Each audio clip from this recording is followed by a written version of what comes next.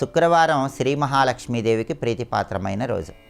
లక్ష్మీ కటాక్షం ఇంటికి, ఇంట్లో ఉన్న సభ్యులందరికీ సంపూర్ణంగా కలగాలంటే, లక్ష్మీదేవిని ఇంటికి స్వాగతించాలంటే ఎలాంటి ముఖ్యమైన నియమాలు పాటించాలో నేటి శుభం లాభం అనే శీర్షికన పరిశీలిద్దాం. శ్రీ మహాలక్ష్మీదేవిని గృహంలోకి స్వాగతించాలంటే, గృహంలోకి ఆహ్వానించాలంటే ఇంటి ఇల్లాలు కొన్ని ముఖ్యమైన నియమాలు పాటించాలి.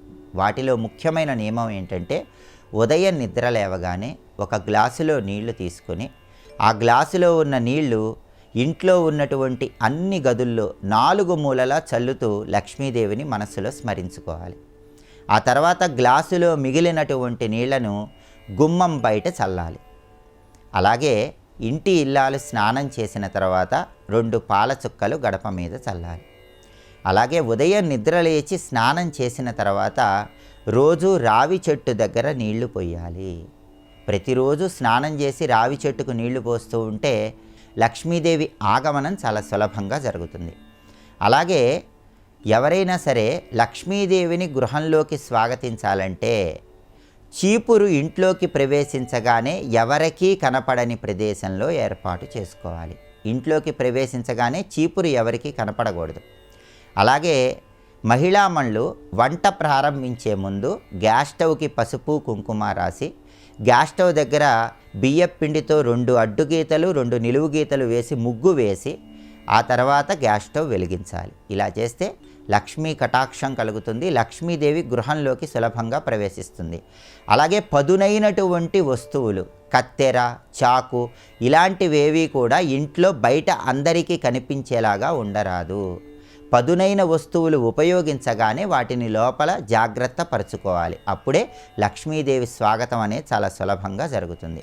అలాగే ఇంట్లో ఉన్నటువంటి తలుపులు, అలమారాలు వీటన్నిటినీ కూడా అవసరమైనప్పుడు తీసి వెంటనే మూసివేయాలి. వాటిని ఎప్పుడూ తెరిచి ఉంచకూడదు.